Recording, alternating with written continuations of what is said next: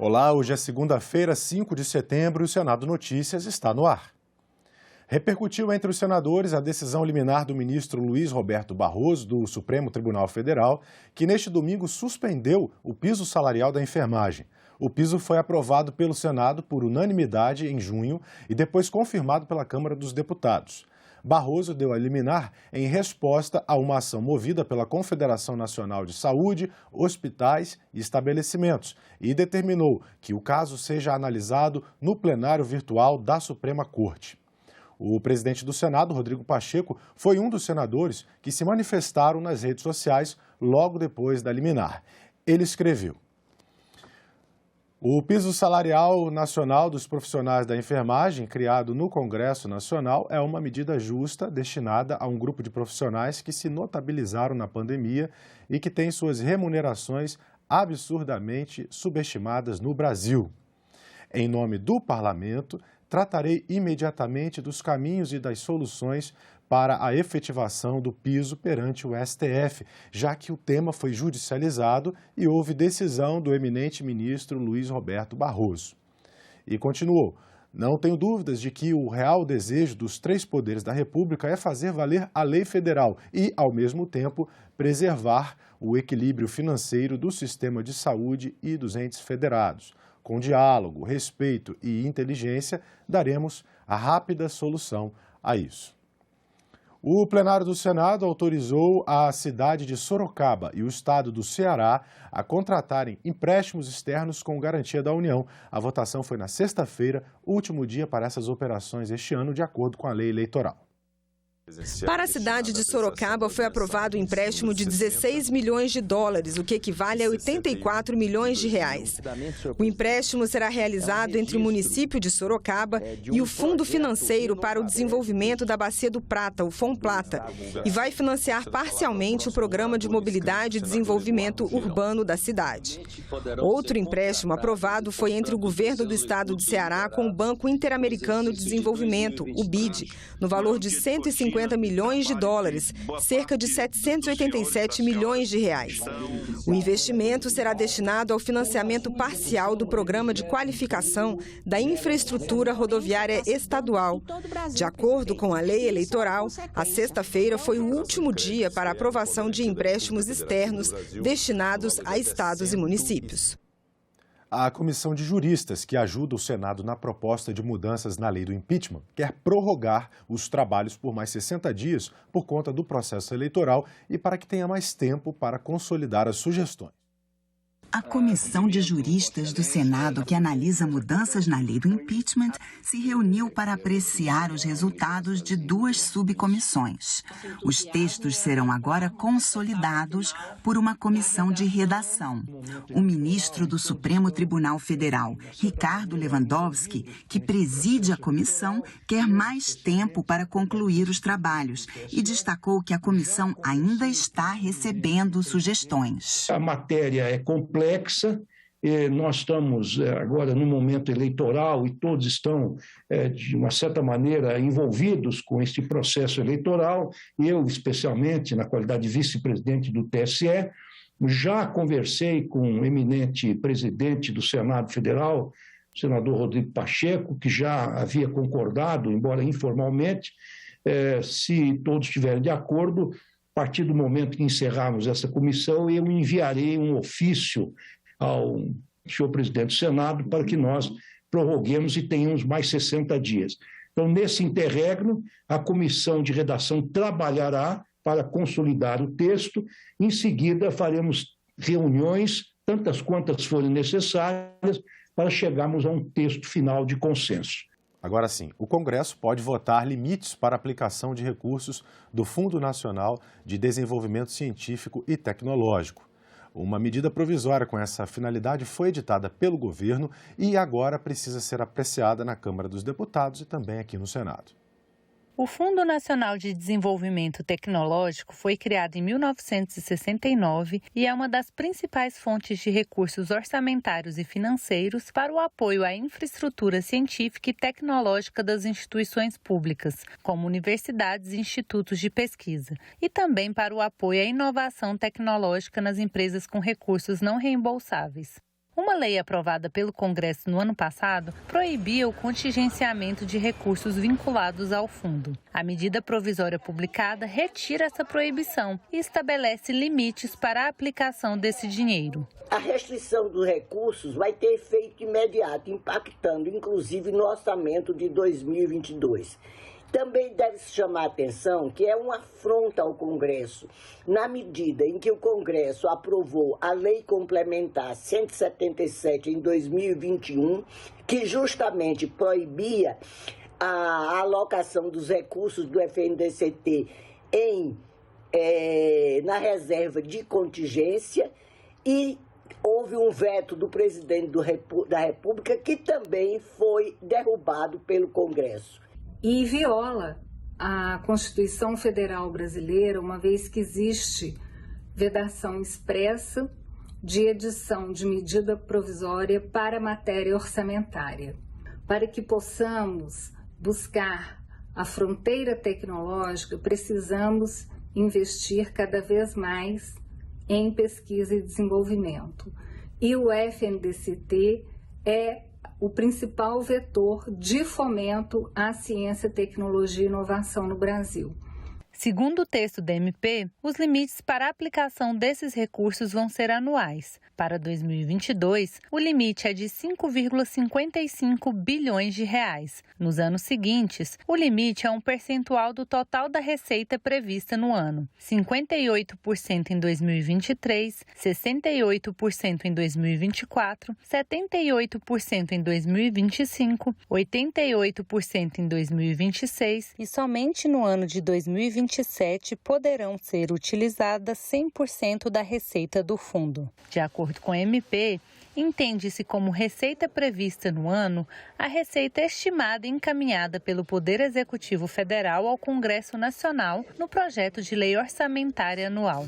A SBPC e a Iniciativa da Ciência e Tecnologia para o Parlamento estão solicitando ao presidente do Congresso a devolução dessa medida provisória. No momento de arroxo fiscal e também em momento de cenário eleitoral, o governo precisa criar espaço orçamentário para poder viabilizar a distribuição do Auxílio Brasil e também a concessão de emendas parlamentares, as chamadas emendas de relator ao orçamento. Por conta disso é que o governo precisa fazer escolhas e priorizar aqueles temas e aqueles desafios que são mais prioritários na sua agenda de momento. E é por isso que com essa medida o governo consegue liberar 5,6 bilhões de reais no orçamento público. O governo federal editou no mês passado uma medida provisória que autoriza a participação da iniciativa privada na exploração de minérios nucleares. O texto ainda precisa ser votado pela Câmara e também aqui pelo Senado. O Brasil é o 7º maior produtor mundial de urânio, minério usado pelas usinas nucleares. Ao todo, existem 450 usinas em todo o planeta que dependem do produto. Até hoje, a exploração do urânio brasileiro era feita apenas pela INB, Indústrias Nucleares do Brasil, empresa pública fundada em 1988 e vinculada ao Ministério das Minas e Energia. A medida provisória editada em agosto autoriza a participação da iniciativa privada na exploração dos minérios nucleares. Com essa medida, será possível buscar parceiros visando o desenvolvimento da pesquisa, da lavra e a comercialização de minérios nucleares e de seus concentrados e derivados. Antes da edição dessa medida provisória, já era possível a participação da iniciativa privada na situação onde o urânio aparece como um coproduto. A novidade é que agora serão possíveis as parcerias privadas para pesquisa e lavra de depósitos contendo apenas urânio ou naqueles onde o urânio tem o valor econômico superior ao mineral que está sendo prospectado. Vale também para os casos de extração de urânio de resíduos ou rejeitos de instalações mino-industriais em andamento. A Associação Brasileira para o Desenvolvimento de Atividades Nucleares concorda com a medida e considera que pode reduzir a dependência brasileira do mercado internacional. Apesar de ser rico em minérios nucleares, atualmente o Brasil importa a maior parte dos insumos necessários à fabricação do combustível nuclear para atender às usinas de Angra 1 e 2. Com a extensão dos trabalhos da INB envolvendo a iniciativa privada, o país terá um menor custo para a produção do combustível. A associação vê também uma oportunidade para o Brasil no contexto mundial neste momento. Que temos já a 7ª maior reserva de urânio do mundo. E hoje o mundo está altamente necessitando do combustível para suas usinas. Existem cerca de 450 usinas nucleares no mundo. Pouquíssimos países são capazes de produzir combustível para essas usinas. E muito poucos países têm grandes reservas como o Brasil tem. Então vivemos um momento ímpar, não só imposto pela pandemia, mas também pelo conflito existente entre a Rússia e a Ucrânia.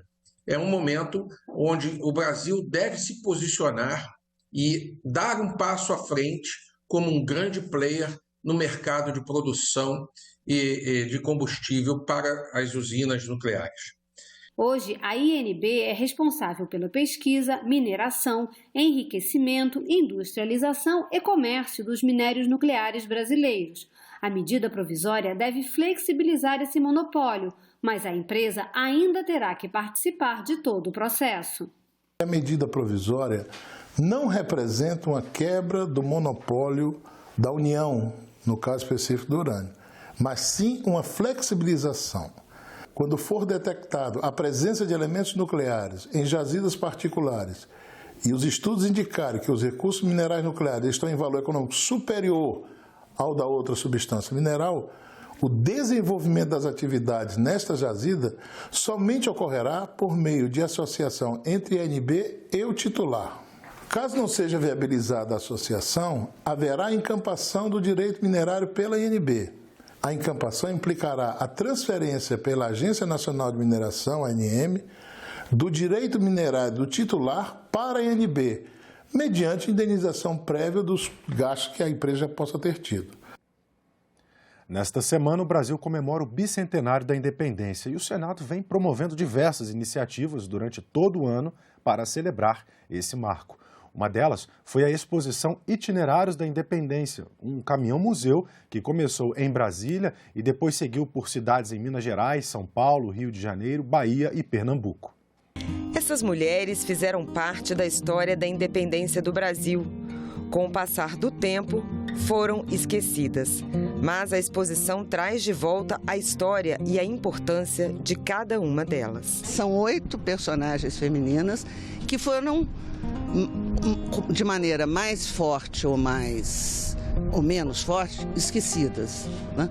E que elas estão aqui porque elas, além de esquecidas, elas tiveram uma atuação política direta na independência. Os visitantes vão poder conhecer a história da independência do Brasil de ângulos diferentes, numa estrutura montada dentro de um caminhão que vai percorrer várias cidades do país. A gente começa com as ideias que estão em circulação, então são as ideias que estão em cima do caminhão, as bandeiras, né, os conceitos, democracia, república, revolução, tudo que está agitando ali naquele momento, os eventos.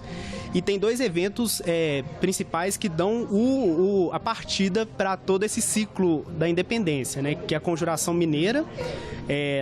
Tem uma bandeira grande na frente do caminhão, com o Tiradentes, saudando a liberdade, e a Revolução de 1817, que aconteceu em Pernambuco, que são os 2 eventos que dão que dão start nesse itinerário. Aí aqui embaixo a gente vai ter os vira-viras, são os personagens, as mulheres que lutaram na independência, então a gente tem muitas guerras de independência e as mulheres que tiveram alguma atuação nessas guerras. A exposição conta com uma biblioteca, com material disponível ao público sobre o assunto. Eu acho um processo muito inovador para todos que ainda não conhecem a história e que não pôde estar lá. Porque nos livros você pode encontrar coisas que você não encontra na vida real, sabe? Essa é a minha opinião sobre isso. Na sala de cinema é possível assistir com a narração de Chico Buarque um vídeo sobre o sonho republicano, que conta como as ideias da Revolução Americana e Francesa desembarcaram no Brasil e ajudaram a formar o ciclo revolucionário da independência, que tem como base a República. Nessa sala de realidade virtual, as pessoas podem não só visualizar, como participar de cenas que marcaram a história da independência do Brasil. Essa cena, por exemplo, é do Conselho de Ministros. Eles estão reunidos no Rio de Janeiro para decidir como irão comunicar a Portugal que Dom Pedro não retornará ao país. Isso aconteceu dias antes da declaração de independência do Brasil. O Caminhão Museu é mais uma das iniciativas da Comissão Especial Curadora do Senado para o Bicentenário da Independência, em parceria com a Universidade Federal de Minas Gerais. Além da interação 3D que nós vamos oferecer, do cinema, dos vídeos, dos livros, nós temos uma parte muito especial, que é o lambe-lambe das mulheres, porque, na verdade, a história oficial não guardou lugar para as mulheres e elas tiveram parte nessa independência. Vocês veem aqui os bastidores de como a independência se processou. Veem passagens da independência que foram apagadas esses 200 anos. Como foi mostrado aqui, a participação das mulheres. Por exemplo, se fala muito que temos um patriarca da independência, né, José Bonifácio. Nós tivemos uma matriarca da independência, que foi Dona Maria Leopoldina. Foi Dona Maria Leopoldina que aconselhou o Conselho de Ministros, que recebeu as cartas das Cortes de Lisboa, recomendando o retorno do príncipe, e aconselhou veementemente, e Dom Pedro, obediente como era, né, aconselhou veementemente Dom Pedro a romper os laços com Portugal. E assim o fez.